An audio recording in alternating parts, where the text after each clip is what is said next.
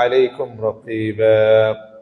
وقال الله سبحانه وتعالى في آيات أخرى: يا أيها الذين آمنوا اتقوا الله وقولوا قولا سديدا يصلح لكم أعمالكم ويغفر لكم ذنوبكم ومن يطع الله ورسوله فقد فاز فوزا عظيما. قال رسول الله صلى الله عليه وسلم: إنكم ستحرصون على الإمارة وتكون ندامة يوم القيامة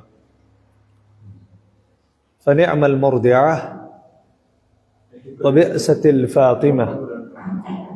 এটা এখন শোনা যাচ্ছে? আমি এটা করেছিলাম, এটা স্পিকারটা এই জায়গায় এখন শোনা যাচ্ছে? এটা স্পিকারটা অনেকে ঘুরাই ফেলে, আমি দিয়েছিলাম। وقال رسول الله صلى الله عليه وسلم: لا تسأل الإمارة فإن أوتيتها عن مسألة وكلت إليها وإن أوتيتها عن غير مسألة أعنت عليها. رواه البخاري. আল্লাহ সুবহানাহু ওয়া তাআলার সমস্ত প্রশংসা, কৃতজ্ঞতা ও গুণগান যে আল্লাহ সুবহানাহু ওয়া তাআলা আমাদেরকে ইয়াউমুল জুমার দিনে মসজিদে আসার, বসার, পবিত্র কোরআন ও বিশুদ্ধ হাদিসের আলোকে কিছু কথা শ্রবণ করার তৌফিক দান করেছেন। আল্লাহ সুবহানাহু ওয়া তাআলার শুকরিয়া আদায় করে খুতবা শুরু করছি। আলহামদুলিল্লাহ। সম্মানিত উপস্থিতি, আজকে আপনাদের সামনে আমার খুতবার বিষয় নেতৃত্বের মোহ এবং এর থেকে বেঁচে থাকার প্রয়োজনীয়তা। এ বিষয় নিয়ে আমি আলোচনা পেশ করার চেষ্টা করব। মুস্তাঈনান বিল্লাহ ওয়া হুয়া ওয়ালিয়্যুত তাওফীক। দুইটা কথা বলে খুতবা শুরু করব। প্রথম বিষয় হচ্ছে, যদি সাউন্ড সিস্টেমের সমস্যা হয় কেউ একজন বলবেন, কারণ যিনি খুতবা দেয় আপনারা তার কথা শুনতে পান কিনা উনি কিন্তু বোঝে না। আর আমি তো আমার সাউন্ড শুনতেছি, এখন তো আমি তো আপনাদের সামনে আলোচনা করতে আসছি। এখন যদি আপনারা আমার কথা ক্লিয়ার ভাবে না বোঝেন বলবেন, এটা জায়েজ। অনেকে মনে করে জুমার খুতবাতে কথা বললে গুনাহ হবে, তবে এটা জরুরা। কারো যদি কথা শোনা না যায় এবং যিনি দায়িত্বে থাকবেন তিনি নড়াচড়া করবেন, তিনি তার এই দায়িত্বটা পালন করবেন, সাউন্ডটা ঠিক করার চেষ্টা করবেন, ক্যামেরা ঠিক করার চেষ্টা করবেন। যে ত্রুটিগুলো হবে, কোনো জিনিস প্রয়োজন হলে সেটা দেবেন, অন্য মুসল্লি তাকে বাধা দেবেন না।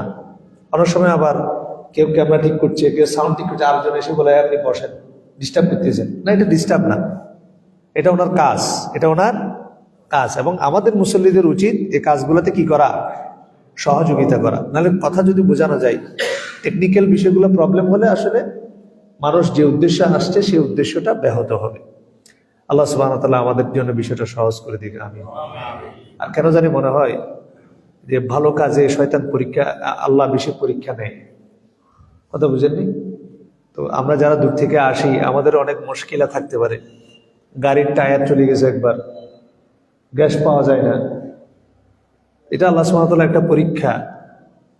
আল্লাহ সুবহানাহু ওয়া তাআলা এই পরীক্ষাগুলোকে আমাদেরকেও ধৈর্য ধারণ করতে তৌফিক দান করুক, আর আমাদের যারা শ্রোতা তাদেরকেও ধৈর্য ধারণ তৌফিক দান করুক।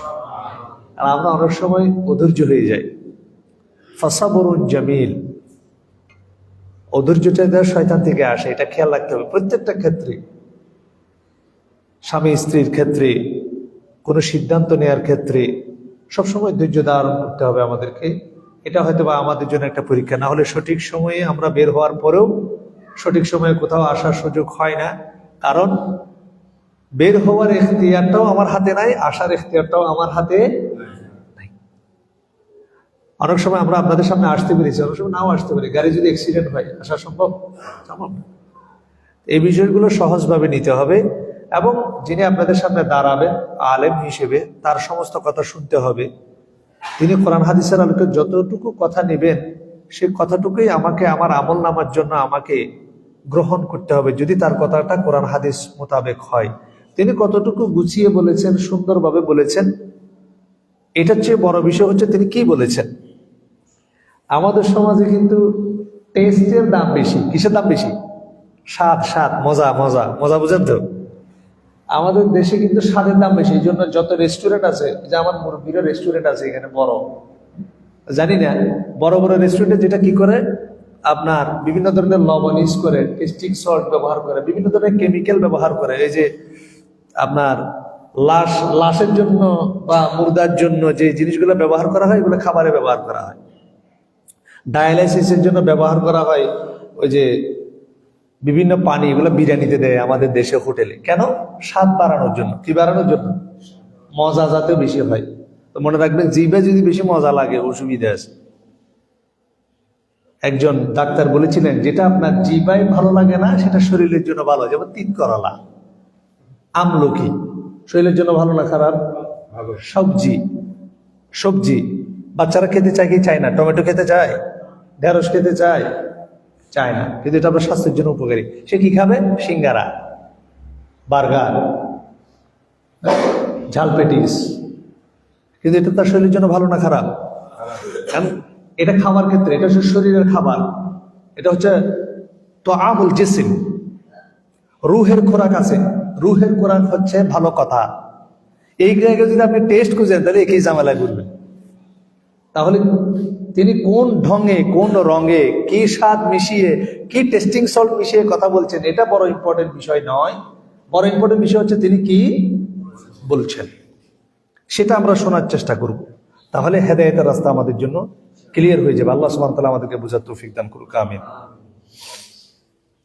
2 নম্বর বিষয় হচ্ছে যে কোনো মসজিদে আমরা গিয়ে দেখি যে রাসূলুল্লাহ সাল্লাল্লাহু আলাইহি ওয়াসাল্লাম বলেন, এই জায়গায় একটু প্র্যাকটিস করতে হবে। এটা আসলে আমাদের অনেক আদিকাল থেকে আমরা একটু ভণ্ড টাইপের লোক। মুসলমানরা বাংলাদেশে ভণ্ড টাইপের লোক, বলে একটা করে আরেকটা। বলে যে রসুলের মহব্বতে যদি না কাঁদে তোর মন, মুসলমান নয় মুনাফিক তুই, রসুলের দুশমন। কিছুদিন আগে আমাদের যে মসজিদটা আছে, আপনারা জানেন এটা সালাফি মসজিদ, বাইতুর রহমান জামে মসজিদ। তো সেখানে গল্লির মুখে আমি আমার শালেককে নামিয়ে দিয়ে, সে একটা কাজে আসবে, আমি মোটরসাইকেলকে এই যে মুন বেকারি গল্লির, যে আপনারা অনেকে আমাদের মসজিদে গেছেন যে গল্লি, ওই গল্লির মুখে আমি মানে মাঝখানে আমি মোটরসাইকেলটা পার্কিং করে দাঁড়িয়েছি।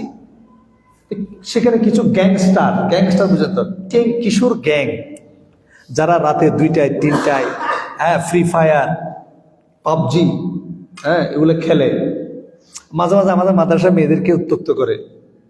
এরকম কিছু আশিকে রসুল আমার গল্লিতেও আছে।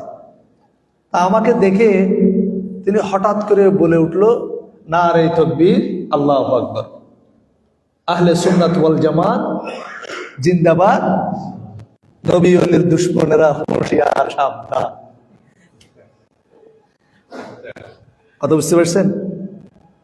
এরকম হচ্ছে আমরা মুসলমান। তাহলে সে, অথচ আমি আপাদমস্তক, আমার মধ্যে সুন্নতের লেবাস আছে, তার মধ্যে কিছু নাই, তার মধ্যে কিছু নাই। যা কথা বলছে ওখানে সেটাকে ফাহিশা করা, কিন্তু সে নবী, আমি নবীর দুশমন, আর সে সাচ্চা আশিক রাসূল। বাংলাদেশে মায়ের চেয়ে আওয়াজ বেশি, মায়ের চেয়ে আওয়াজ বেশি, বুঝেন? মায়ের চেয়ে আওয়াজ বেশি, যত গর্জে তত বর্ষে। আমাদের ক্ষেত্রে কি কেমন জানি উল্টা হয়েছে। আমরা রাসূল সাল্লাল্লাহু আলাইহি সাল্লামের ইত্তেবা করার জন্য পুরো সমাজ ব্যবস্থা থেকে বিচ্ছিন্ন হয়ে গেছে। আমরা রাসূলুল্লাহ সাল্লাল্লাহু আলাইহি ওয়াসাল্লাম হচ্ছে আমাদের মাকসাদ, আল মুতাবাআতু লিরাসূলিল্লাহ সাল্লাল্লাহু আলাইহি ওয়াসাল্লাম। রাসূল সাল্লাল্লাহু আলাইহি ওয়াসাল্লামকে ইত্তেবা করব, একদম ফুট স্টেপ, মানে একদম আল্লাহ রাসূল সাল্লাল্লাহু আলাইহি ওয়াসাল্লাম যেভাবে হাওলা না'লি বিন না'ল, আল্লাহ রসুল একটা জোতার সাথে একটা জোতা যেরকম, রসুল যেরকম আমরাও সেরকম হব, এটা আমাদের মকসদ। কিন্তু কাজে কর্মে টোটো, কাজে কর্মে অলসতা। কিছু কিছু কাজ আছে যে কাজ করে আপনি যদি অলসতা করেন, সওয়াবের বদলে কি হবে? গুনাহ হবে। আপনি জানেন আল্লাহ রাসূল সাল্লাল্লাহু আলাইহি ওয়াসাল্লাম বলেছেন, জিবরিল আলাইহিস সালাম বলেছেন যে কেউ যদি তোমার কোনো নাম পেশ করতে দরুদ না পড়ে, তার উপর আল্লাহ লানত করুক। এটা জানেন না? এটা অনেক বড় একটা গজব। সহিহুল জামের মধ্যে একটা হাদিস পড়েছি আমি কিছুদিন আগে। আল্লাহ রাসূল সাল্লাল্লাহু আলাইহি ওয়াসাল্লাম বলেন, মান নাসিয়া সালাতান আলাইয়া, যে ব্যক্তি আমার উপরে দরুদ পাঠ করতে ভুলে গেল, ফাকাদ খুতিয়া তরিকাল জান্নাহ, সে জান্নাতের রাস্তা ভুলে হারিয়ে ফেললো। বলেন নাউযুবিল্লাহ। আমি গাড়ি নিয়ে যদি পটিয়া সাতকানিয়া রোড ধরতাম, আমি জীবনে মিরসরে আসতে পারতাম? আপনি আল্লাহ রাসূল সাল্লাল্লাহু আলাইহি ওয়াসাল্লামের নাম নেওয়া হলো, কিন্তু আপনি যদি আমি বলছি মুসলমান ভুলে গেছি, ফাকাদ নাসিত, আমি ভুলে গেছি, আমি তো পড়ি, কিন্তু আপনি 15 বার বলছেন, আমি বার বলছি, ভুলে গেছি। আল্লাহ রাসূল সাল্লাল্লাহু আলাইহি ওয়াসাল্লাম বলছেন, যদি রাসূলের নাম নেওয়ার পরে দুরূদ পাঠ করতে ভুলে যান, আপনি জান্নাতের রাস্তায় ভুল করে ফেলবেন। ফাকাদ খুতিয়া তরিকাল জান্নাহ, জান্নাতের রাস্তা যে পথ, সে পথেই আপনি ভুল করে হারিয়ে যাবেন। আপনি যাইতেছেন মিরসরাই, চলে যাবেন পটিয়া, জীবনে আর মিরসরাই আসা হবে না, আবার উল্টা দিকে ঘুরতে হবে। আল্লাহ সুবহানাহু ওয়া তাআলা আমাদেরকে প্রত্যেকটা ক্ষেত্রে রাসূলুল্লাহ সাল্লাল্লাহু আলাইহি ওয়াসাল্লাম, এই তো আলহামদুলিল্লাহ ভালো লাগতেছে, তোমার কথা শেষ করে দিয়ে একটা আমলই তো শেষ, এত ওয়াজ করার দরকার। ওয়াজ তো সারা জীবন শুনছেন, আমার মুরব্বীর দাড়ি সাদা হয়ে আবার লাল হয়ে গেছে, খবর শুনতে শুনতেই তো। আমরা তোমাদের ওই কি বলে হাঁটুর বয়স, আমার তো হাঁটুর বয়সের মানুষ, এত ওয়াজ দিয়ে কি হবে? একটা আমলে যথেষ্ট। আমাদের মূল সমস্যা হচ্ছে ওয়াজের সময় নাই, সীমা নাই। উত্তরবঙ্গে গেছি বলছো 2 ঘন্টা হদে হুজুর শাইখ 2 ঘন্টা নিচে নামবেন না, এত ওয়াজ করা যায় না। এটা আমার কি তাহিরি মনে করছে নাকি? কিরে ভাই এতক্ষণ কি আমি কি ডিজে গাইবো ওখানে? যারা ওয়াইজ তারা দেখবেন যে কতক্ষণ গান গায়, শ্যামা গায়, নাচে, সময় লাগে না, আবার বিরতি নেয়, এই চা খাই একটু। আমাদের তো সময় নাই, যা বলবো মুফিদ বলতে হবে, কারণ এটা গুরুত্বপূর্ণ জিম্মাদারির জায়গা। আমি যে জায়গায় দাঁড়িয়েছি, এই জায়গায় কে দাঁড়িয়েছেন? রাসূলুল্লাহ সাল্লাল্লাহু আলাইহি ওয়াসাল্লাম। এটা আজে বাজে বলার জায়গা না। কথা বুঝতে পারছেন? পৃথিবীতে 2 ধরনের ক্রিমিনাল আছে। কয় ধরনের ক্রিমিনাল? একটা হচ্ছে দুনিয়ার ক্রিমিনাল, একটা হচ্ছে রিলিজিয়াস ক্রিমিনাল। যদি খেলাফত হতো, এটা প্রয়োজন হতো, যারা তাদের জিহ্বা দিয়ে দ্বীনের নামে বিকৃত কথা বলে তাদেরকে ওইখানে টাঙাই ফেলা, তাদের জন্য হদ জারি করা, কারণ এটা মশকরা করার জায়গা, এখান থেকে হক কথা বলার জায়গা, এটা গালাগালি করার জায়গা নয়, এটা নসিহা করার জায়গা। উম্মাকে এখানে দিক নির্দেশনা দেওয়ার জায়গা হচ্ছে মিম্বর। মিম্বরে যিনি দাঁড়ায় তিনি হচ্ছেন নেতা। আর এখানে আমাদের নেতা সূরা ফাতিহা পড়তে জানে না, আমাদের নেতা জানাজা নামাজ, মায়ের জানাজা পড়তে হুজুরকে, হুজুর কই আপনি? কোরবানির সময় আমার বাবার কথা বলতেছি, আমার বাবা, আমাদের সমাজে জানেন ফাতিহা দিতে হয়, কি দিতে হয়? ফাতিহা স্যার আপনি গুস্ত দিতে পারবেন? তো আমার আব্বা একদিন কোরবানি বলতেছে, আজ হুজুর সরি হাবিলি, চট্টগ্রামের ভাষা তো বুঝেন না, হুজুর সরি আজ হাবিলি ভাগ্যা আবু খায়া হদে আজ হদে আর গরম নয় এটা আগে আর নয় না আমি তোয়াল্লি আজ হাইন করে দিয়া তুই খাইত কেন হইতে খাইবে না হাত না ফতিয়া জন্য করিব না, ফাতিহা স্যার হন যাবে না, তিতে নয়ের এটা যে অবস্থা খারাপ করে ফেলি, তুই আগে আর হালাল করে দেছো না, হাতে বুঝেন নাই? এই হচ্ছে আমাদের অবস্থা। তো যাই হোক, এই জন্য শরীয়তের উপর ইস্তেকামত থাকবো, মুফিদ কথা বলবো, মুফিদ কথা শুনবো, উপকারী কথা শুনতে হবে, মানতে হবে, সেই অনুযায়ী আমল করতে হবে। আল্লাহ সুবহানাহু ওয়া তাআলা আমাদেরকে তৌফিক দান করুন। শুনলেন, মানলেন না, কিয়ামতের ময়দানে এটার জন্য জবাব দিতে, তুমি তো শুনছো, মানো নাই কেন? তাদাব্বুর করো নাই কেন? আপনাকে শুনতেও হবে, মানতেও লাজিম, ইয়াজিবু আলাইনা, আমাদের উপর ওয়াজিব। সাহাবা ইকরাম যা শুনতেন আমল না করা পর্যন্ত অন্য জিনিস শিখতেনও না, সুবহানাল্লাহ। আর আমাদের হচ্ছে এলেমের ডিব্বা, এলেমের। আমার একটা মামা ছিল, তো মামা নামাজ না পড়ে বসে আছে, নামাজ না পড়ে, তো মামারও যে মামু মসজিদ, তুমি জানো আমি কে? আমি সব জানি। তুমি জানো না ওই ডাকাত, যে ডাকাত 100 জন মার্ডার করেছে, এরপরে শিক্ষিত গেছে, এটা আমার ওয়াজ করতেছে। তুমি জানো না ও বেশ্য মহিলা, সে পতিতা ছিল, কুকুরকে পানি খাওয়ার কারণে। এত নামাজ করিয়ে না, যাও, এগুলো আমি বুঝি কোরআন হাদিস। আমাদের সমাজে এরকম আছে কিনা? নাই, আছে। সেই জন্য আমাদেরকে আমলদার হতে হবে। আল্লাহ সুবহানাহু ওয়া তাআলা আমাদেরকে আমলদার হিসেবে তৌফিক দান করুন। যে বিষয়টা আজকে নির্ধারণ করেছি, এটা খুব ভয়ঙ্কর একটা বিষয় আমাদের সমাজে দাঁড় করেছে। সেটা কি? নেতৃত্ব। কি? ক্ষমতা। কি? ক্ষমতা। আল্লাহ রাসূল সাল্লাল্লাহু আলাইহি ওয়াসাল্লামের 2টা হাদিস আপনি যদি শোনেন, আপনি অবাক হয়ে যাবেন যে আল্লাহ রাসূল সাল্লাল্লাহু আলাইহি ওয়াসাল্লাম এই বাংলাদেশে যে ঘটনাগুলো এখন ঘটছে, যেহেতু দেরি হয়ে গেছে, আমি খুব বেশি টানতে পারবো না, আপনারাও বিরক্ত হয়ে গেছেন আমি জানি, আমার উস্তাদ আমার সাথে আসছিল, বলতে মসজিদ পৃথিবীর সবচেয়ে ভালো জায়গা হচ্ছে কোথায়? তো আপনারা মসজিদে থাকতে চান না? বাংলাদেশে এরকম কাউকে দেখছেন জোহরের নামাজ পড়ার পর 1 ঘন্টা মসজিদে বসে আছে? তা আপনি আমার মনে করেন পৃথিবীর সবচেয়ে ভালো জায়গা হচ্ছে কি? সেখানে কিন্তু আমাদের খুব ধৈর্য কম। কেমনে বাইরে গেলে শান্তি, গেট থেকে বাইরে গেলে বড় একটা নিঃশ্বাস নেই, হ্যাঁ বাইসলাম। আর পৃথিবীর সবচেয়ে নিকৃষ্ট জায়গা কি সবাই জানি, আর আমরা সময় বেশি কাটাই কোথায়? সেইও না আজিব, আসলে আজিব বিষয় এগুলো আমি বুঝি না। ওই সিগারেটের গায়ে লেখা আছে না ধূমপান স্বাস্থ্যের জন্য, আবার সে ঠাইতেছে ফইতেছে আর ঠাইতেছে, হর্ষ ধূমপান করলে ক্যান্সার হবে, হ্যাঁ ক্যান্সার হবে। সেইও না আজিব, মানে আপনি জানেন এটা খেলে ক্যান্সার হবে আবার খাইতেছে। অনেক মানুষ বলে আমাকে কালকে একদিন বলতেছিল, ভাই আপনি ব্ল্যাক রাইস খাইয়েন না, বলতে কেন? ওখানে যদি রং মিশাই, এটা আবার সিঙ্গারা খায়। ডিম খেতে মানুষ ভয় পায়, জানেন? ডিম খেতে কি খায়? ডিম খেলে মানুষ ভয় পায়, ডিম বেশি খাওয়া যাবে না, ফ্যাট বেড়ে যাবে। যারা হার্টের রোগী দেখবেন যে ডিম ধরেও দেখে না জীবনে, গরু গুস্তা খায় কোনোদিন? যারা হার্টের রোগী, ব্লক আছে, ফ্যাট বেশি, যাদের ট্রাইগ্লিসারাইড বেশি, যাদের কোলেস্টেরলের সমস্যা আছে, যাদের এলডিএল বেশি, আপনার তারা গরু গোস্ত খায় না, তারা মনে করে এটা খুব খারাপ জিনিস। আবার বাসা আপনার দোকানে গিয়ে পাউরুটি খায়, সিঙ্গারা খায়, পেঁয়াজও খায়, বললাম মাসকালার ডালের পেঁয়াজও। অথচ গরু গোস্ত কার সৃষ্টি? আল্লাহর সৃষ্টি। এ জানেই না শরীরে ফ্যাট জমায় কার্বোহাইড্রেট। আমাদের শরীরে যে চর্বি জমে, চর্বি এটা গোস্তর কারণে জমে না, ভাতের কারণে জমে। এই যে এলেম খুব গুরুত্বপূর্ণ জিনিস। আপনি যে ভাত খান, ডাইল খান, চিনি খান, সাদা চিনি, বেশিরভাগ ক্ষেত্রে কার্বোহাইড্রেটেই স্নেহ জাতীয় কার্বোহাইড্রেট আপনার শরীরে এই চর্বি ফ্যাট আকারে জমা হয়, গোস্ত জমা হয় না স্যার। তাই আমরা বেশি ভাত খাই না, গোস্ত খাই। ভাত কমান তো ভয় কোন জায়গায় করতে হবে আর আমরা করি কোন জায়গায়? আমাদের সিস্টেমে হয়ে গেছে উল্টা।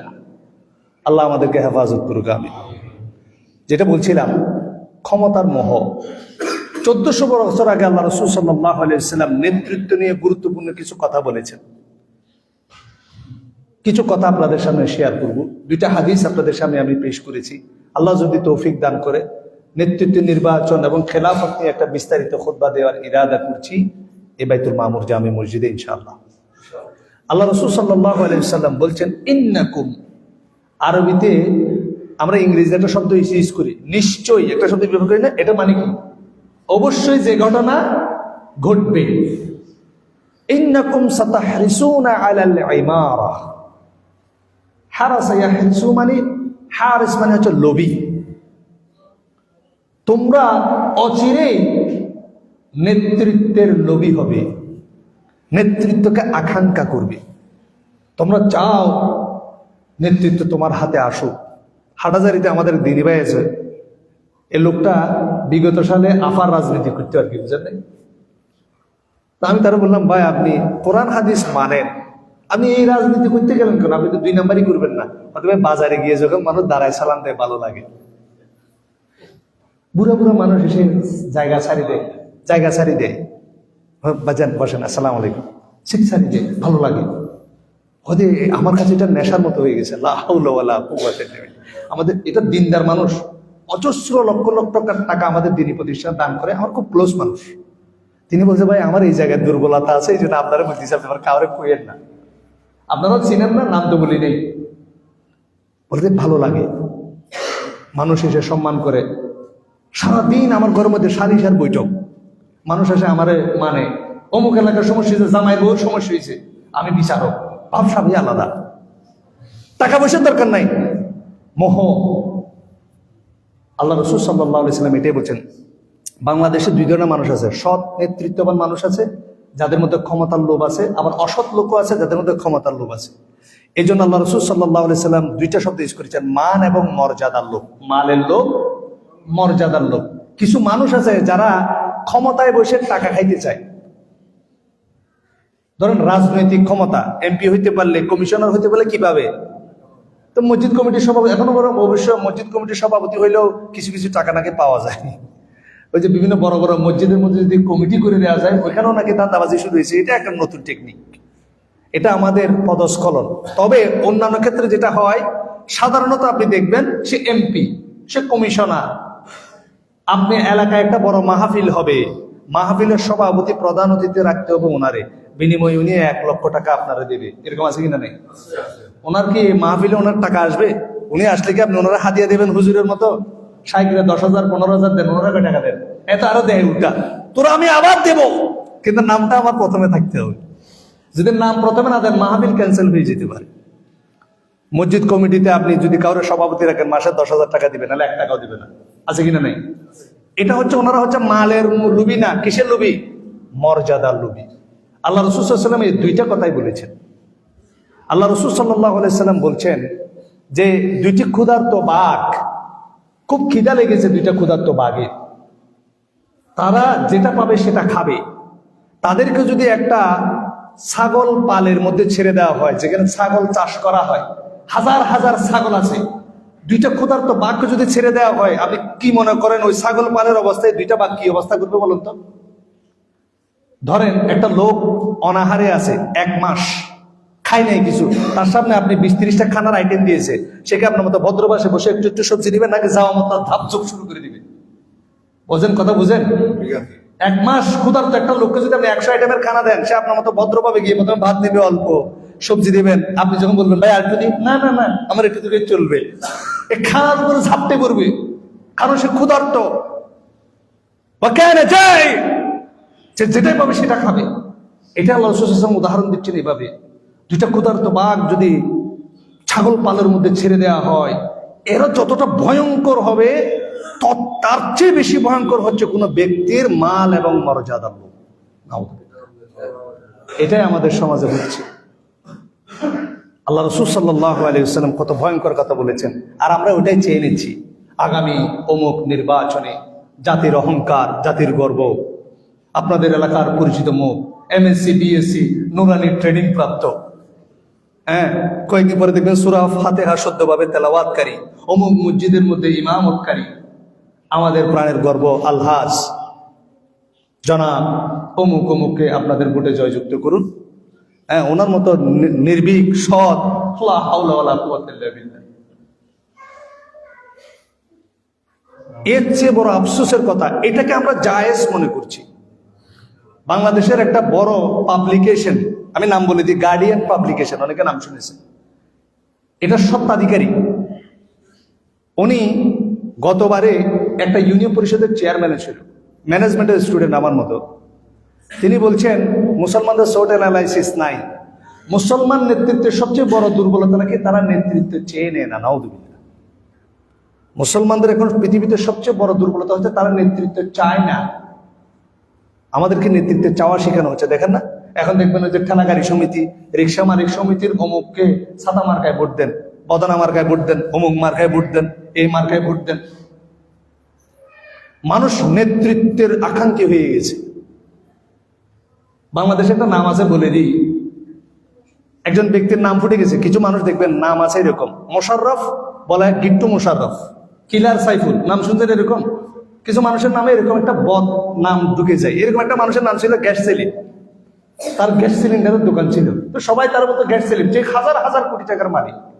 এই লোক শেষ পর্যন্ত নির্বাচনে দাঁড়াইছে, চেয়ারম্যানই হয়ে কোটি কোটি টাকা খরচ করছে, তার শুধু মানুষ যাতে ডাকে chairman Selim, chairman gas Selim যাতে না ডাকে, তার কাছে এটা অপমানজনক মনে হয়। আমাদের সমাজে এরকম অনেক মানুষ আছে। আব্রাহাম মাসলু বলেছিল মানুষের চাহিদা 5 প্রকারের। মানুষ প্রথমে জৈবিক চাহিদা, খাদ্য, অন্ন, বস্ত্র, বাসস্থান চায়। এটা যখন ফিল আপ হয়ে যায় মানুষ নিরাপত্তা চায়। এটা যখন ফিল আপ হয়ে যায় মানুষ সামাজিক চাহিদা চায়। সামাজিক চাহিদাকে মানুষ আমাকে ভালোবাসবে, মানুষ আমাকে সম্মান করবে, মানুষ আমাকে ইজ্জত করবে, যে কোনো সমস্যা মানুষ আমাকে ডাকবে, আমার কাছে টাকা চাইবে, চাঁদা নিতে আসবে, আমার ভালো লাগবে। এটাই হচ্ছে নেতৃত্বের মোহ। আজকে আমাদের সমাজে এটা ছেয়ে গেছে। আমাদের সমাজে মানুষ নামাজ কেমনে পড়তে হয় জানে, সিয়াম কেমনে রাখতে হয় জানে, কিন্তু নেতৃত্ব কিভাবে আসবে সেটা জানে। এটা নিয়ে বিস্তারিত আলোচনা প্রয়োজন। আমি 2টা হাদিস বলে খুতবা শেষ করব, যেহেতু আজকে সময় কম। আল্লাহ রাসূল সাল্লাল্লাহু আলাইহি ওয়াসাল্লাম বলছেন, ইন্নাকুম সাতাহরিসুনা আলাল ইমারা, মনে রেখো তোমরা নেতৃত্বকে লোভ করবে, অজস্র লোভ করবে। শুধু আপনাদের এখানে না, সাহাবায়ে কেরামের মধ্যে বড় বড় দুর্ঘটনা ঘটেছে শুধু কিসের কারণে? এই ইমারার কারণে। তাবেঈদের মধ্যে বড় বড় আলেম বড় বড় মুজাদ্দিদ মানুষ সাহাবীদেরকে হত্যা করেছে শুধুমাত্র নেতৃত্ব টিকিয়ে রাখার জন্য। হাজ্জাজ বিন ইউসুফ, আপনারা যে কোরআন পড়েন, কোরআনের মধ্যে যে জের জবর পেশ দিয়ে পড়েন, এই জের জবর পেশ না থাকলে কে কোরআন পড়তে পারবেন? এই কোরআনে জের জবর পেশ দিয়েছে হাজ্জাজ বিন ইউসুফ, যে আব্দুল্লাহ ইবনে জুবাইরকে জবাই করে হত্যা করেছে। নাউযুবিল্লাহ। অসংখ্য সাহাবীকে জবাই করে যে ব্যক্তি হত্যা করেছে, সে ব্যক্তি আবার কোরআনে হরকত দান করেছে। তাহলে তাহলে সে আমার আপনার মতো নিকৃষ্ট ব্যক্তি ছিল না, সাহাবীকে কেন জবাই করে দিল? নেতৃত্বের মোহ। কিসের মোহ? নেতৃত্বের লোভ। আপনার সমাজের সবচেয়ে ভালো মানুষ সবচেয়ে খারাপ মানুষে পরিণত হবে। জীবনে কোনো অন্যায় কাজ করে নাই, সে সন্ত্রাসী পালে শুধু নেতৃত্ব টিকিয়ে রাখার জন্য।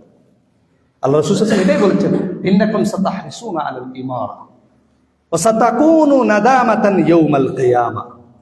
এবং এই নেতৃত্ব তোমরা দুনিয়াতে যেটা চাচ্ছ, কিয়ামতের ময়দানে শুনে রাখেন, যারা নেতৃত্ব চাচ্ছেন, ক্ষমতা চাচ্ছেন, আমাদেরকে ক্ষমতা দেন, ইসলাম প্রতিষ্ঠা করে ছাড়বো, লা হাওলা ওয়ালা কুওয়াতা ইল্লা বিল্লাহ। এটা তোমাদের জন্য কিয়ামতের ময়দানে আফসোসের কারণ হবে। কিসের কারণ হবে? আল্লাহ রাসূল বলেছেন, ফানি'মাল মুরিদা ওয়া বি'সাতিল ফাতিমা। যখন দুগ্ধ দান করে সন্তানকে, সন্তান খুশি হয়। মা যখন সন্তানকে দুধ দেয়, সন্তান খুশি হয় না? আর দুধ যখন সারাই নেয়, সন্তান কি হয়ে যায়? মাঝে মাঝে সিক্কুর মারে না? কথা বুঝেন না? আল্লাহ রাসূল সাল্লাল্লাহু আলাইহি ওয়াসাল্লাম এখানে মেসাল এটা দিয়েছেন যে নেতৃত্বের প্রথম যখন নেতৃত্ব নেবে খুব মজা লাগবে, কিন্তু নেতৃত্ব যখন আপনার কাছে ছুটে যাবে তখন কি লাগবে? আফসোস লাগবে। এই নেতৃত্ব ফিরে পাওয়ার জন্য পৃথিবীর সবচেয়ে নিকৃষ্ট মানুষে পরিণত হবেন আপনি। এই জন্য নেতৃত্ব চেয়ে নিতে, নেতৃত্বের লোভ করতে আল্লাহ রাসূল সাল্লাল্লাহু আলাইহি ওয়াসাল্লাম নিষেধ করেছেন। আর হাজার হাজার কোটি টাকা আমরা এখন খরচ করতেছি ঘরে দুয়ারে, যাকে কোনোদিন দেখে নাই সে এসে পা ধরে সালাম করতেছে, ইসলাম কেমন আছেন, ভালো আছেন? আর আপনারা তো কোনোদিন আপনার ছিলেন না, খেতে পারেন, আমি অমুক, এই আঙ্কেল ওদের সাহা দেন। উদ্দেশ্য কি? আঙ্কেলকে দিয়ে বল, লা তাসআলিল ইমারা, তোমরা এভাবে নেতৃত্ব চেয়ে নিও না। আজকে আপনি বলতে পারেন ইসলামী খেলাফত যদি এই সিস্টেমে বাংলাদেশে আসে সফলতা পাবে না। পৃথিবীতে অনেক জায়গায় গণতান্ত্রিক সিস্টেমে ইসলামিক দল ক্ষমতায় আসার পরে কিচ্ছু করতে পারেনি। কেন? মিশরে মোহাম্মদ মুরসি আসে নাই, এখনো পর্যন্ত তুরস্কে যে দলটি রয়েছে একের পার্টি, ইসলামিক দল, কিচ্ছু করতে পারে নাই। লিমাদা? কেন? আল্লাহ রাসূল সাল্লাল্লাহু আলাইহি ওয়াসাল্লাম 1400 বছর আগে কেন উত্তর দিয়ে গেছে, ফাইন উতিতাহা আন মাসআলাতিন উকিলতা ইলাইহা। তুমি যদি নেতৃত্বকে চেয়ে নাও মানুষের কাছে, ভোট দেন আমাকে, আমি ইসলাম কায়েম করব, এভাবে যদি তুমি ক্ষমতায় উঠো, ক্ষমতাকে তোমার কাছে সুপর্দে করা হবে, আল্লাহর কোনো সাহায্য আসমান থেকে তোমার জন্য আসবে না। ওয়াইন উতিতাহা আন গায়রি মাসআলাহ উইনতা আলাইহা। আর তুমি যদি ক্ষমতাকে চেয়ে না নাও, আসমান থেকে যদি তোমাকে ক্ষমতা দেয়া হয়, তাহলে আসমান থেকে সে আল্লাহ তোমার ক্ষমতার উপরে ইস্তেকামত থাকার জন্য তোমাকে সহযোগিতা করবে। বেসিক প্রিন্সিপাল সে ভাই, আজকে বলতেছেন আপনি যে হন না কেন আমার ভোটটা দিয়ে, ভোটের সিস্টেম বাদ দেন, আপনি ভোটের সিস্টেম আপনি বাদ দেন। আজকে বলা হচ্ছে 18 কোটি মানুষ নাকি সাক্ষী দিতে কোরআন সত্য, তারপরে বদমাইশ কোথাকার। পৃথিবীর 800 কোটি মানুষ যদি বলে কোরআন মিথ্যা, কোরআন মিথ্যা হবে?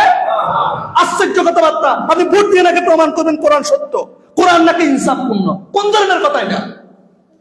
আপনি আবার মনে করেন আপনি মুসলমান, চোর, ডাকাত, সন্ত্রাস, বেশ্যা মহিলা, ভোট দিয়ে প্রমাণ করতে হবে কোরআন হক। এটাই তো আপনি প্রমাণ করতে চাচ্ছেন। আপনারা আমাদেরকে ভোট দেন, আমরা ইসলাম কায়েম করি। মানুষকে এটা বোঝান, মানুষকে বোঝানো হয়েছে ইসলামের মধ্যে খেলাফত নাই, শাসন ব্যবস্থা নাই, গণতন্ত্র করলে কোনো সমস্যা হবে না। ভুল বুঝিয়ে মানুষকে কুফরিতে লিপ্ত করা হয়েছে। আপনি এটাকে আবার জায়েজ করতেছেন কেন? সেকুলার দল এসে গণতন্ত্র মানুষকে করিয়েছে। মানুষ সুদে চাকরি করে ব্যাংকে, মানুষ আশা ব্যাংকে জব করে, মাইক্রো ক্রেডিটে জব করে, আর মনে করে এটা হারাম, যে কোনো সময় আমি ছেড়ে দেব। পুরুষ মানুষ পরকিয়া করে সওয়াবের উদ্দেশ্য নয়, সে জানে এটা হারাম, তারপরও কেন করে? আমি একদিন তওবা করে ছেড়ে দেব। সেকুলার দল যখন গণতন্ত্র করে, সে তো কোরআন হাদিস বুঝে না, সে তওবা করলে মাফ করে দেবে। আর আপনি এসে বলতেছেন একটা ভোট দিলে 18 কোটির সওয়াব পাবেন। আপনি এটাকে জায়েজ করেছেন, হালাল করেছেন, হালাল করেছেন আপনি হারামকে। ঈমান নিয়ে সমস্যা হয়ে যাবে। গণতন্ত্র আগে মানুষ বুঝতো না, এখন আপনি জায়েজ করে ফেলছেন। এটার মধ্যে মারা গেলে আপনি শহীদ হয়ে যাবেন। এখন আমার 5 ভাঙে দিয়ে আপনি মরে গেছেন, এখন আপনি নাকি শহীদ। আমি কারো বিরোধিতা করার জন্য বলতেছি না, সিস্টেম, গণতান্ত্রিক সিস্টেমে কখনো, আচ্ছা পৃথিবী বাংলাদেশের অধিকাংশ মানুষ ভালো না খারাপ বলেন? বাংলাদেশ দুর্নীতিতে চ্যাম্পিয়ন হয় কেমনে বলেন? বাংলাদেশের 98% মানুষ নামাজ পড়ে, যে লোক নামাজ পড়ে না সে লোককে আপনি ভালো বলতে পারবেন? আরে 98% অমুসলিম যারা নামাজ পড়ে না, আল্লাহ রাসূল সাল্লাল্লাহু আলাইহি ওয়াসাল্লামের সাহাবী তাবী আব্দুল ইবনে শাকীক বলছেন, লা ইয়ারাউনা শাইআন কানা আসহাবু রাসূলিল্লাহি সাল্লাল্লাহু আলাইহি ওয়াসাল্লাম লা ইয়ারাউনা শাইআন মিনাল আমালি তারকুহু কুফরুন ইল্লা সালাহ গায়রা সালাহ। সাহাবা একরাম সালাত ছেড়ে দেওয়াকে, নামাজ ছেড়ে দেওয়াকে কুফরি মনে করতেন। যারা নামাজ ছেড়ে দেয় মুতাআম্মিদান ফাকাদ কাফার, ইচ্ছাকৃতভাবে যে সালাত ছেড়ে দেয় সে তো কাফের। তাহলে কাফের কোন ব্যক্তি আপনাকে ইসলাম কায়েম করার জন্য ভোট দেবে না? বাংলাদেশে মুসলমান কই পাইছেন আপনি? আগে মুসলমান হন, এই জন্য দাওয়াত দিতে হবে। বাংলাদেশে আপনি দেখবেন যারা 70% ভালো লোক, আমি ধরলাম এ নুরুল ইসলাম আঙ্কেল কথার কথা ধরলাম, যদি আপনার ভোটের উনি ভোটের ইচ্ছা আছে, এই এলাকার ভালো প্রার্থীকে উনি ভোট দিবে।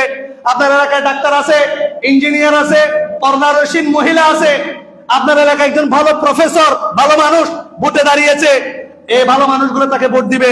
ভোটের দিন দেখলো সন্ত্রাসীরা গোলাগুলি করতেছে, মারামারি করতেছে, খুনাখুনি করতেছে, এই ভালো লোকগুলা ভোট দেওয়ার জন্য ঘর থেকে বাইরে হবে?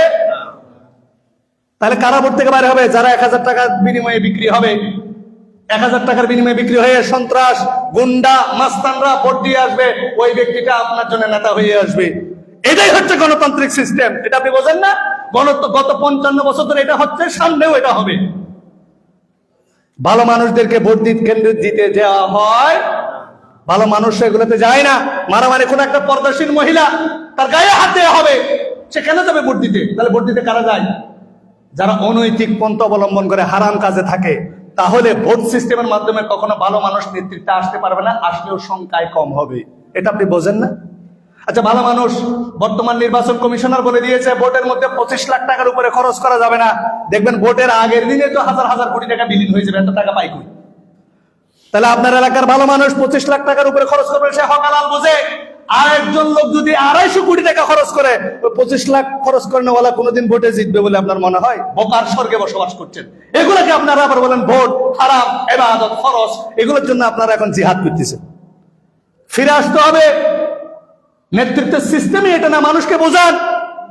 কোন ভোটাভুটির সিস্টেম হবে না। 98% মানুষ কোরআনকে ভালোবাসে কি বাসে না? 98% মানুষ মুসলমান কিনা? আল্লাহর আইন চাই কি চাই না? আমাদের সংবিধান হবে কোরআন, রাজি আছেন কিনা? কথা শেষ, ক্লিয়ার, কারো ভোটের দরকার নাই। একটা স্পেশাল রেজুলেশন হয়ে যাবে, রাষ্ট্রপতি মুসলমান, প্রধানমন্ত্রী মুসলমান, স্পিকার মুসলমান, সরকার দলীয় মুসলমান, বিরোধী দলীয় মুসলমান, সুন্নিয়া মুসলমান, ওয়াহাবিয়া মুসলমান। তো কোরআন সংবিধান করতে সমস্যা কোথায়?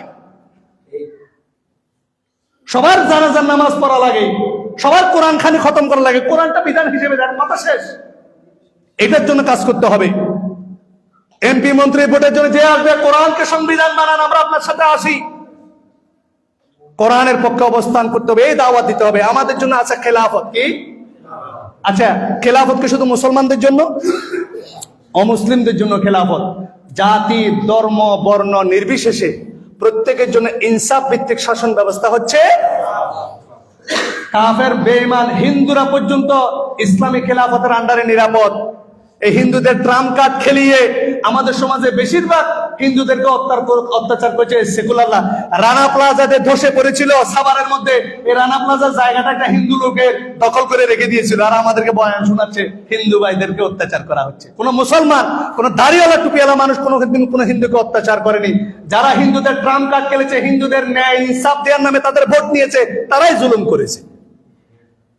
আজকে হিন্দু ভাইরা যদি নিরাপত্তা পেতে চান, অন্য ধর্মাবলম্বীরা যদি সুকুন পেতে চান, নিজের নারীদের সম্পদের ইজ্জত আবরুর, সম্পদের হেফাজত চান, অবশ্যই খেলাফত ব্যবস্থা কায়েম হলে মুসলমান হিসেবে আমাদের জিম্মেদারি অমুসলিমদের জান মালের হেফাজত করা। বলেন সুবহানাল্লাহ।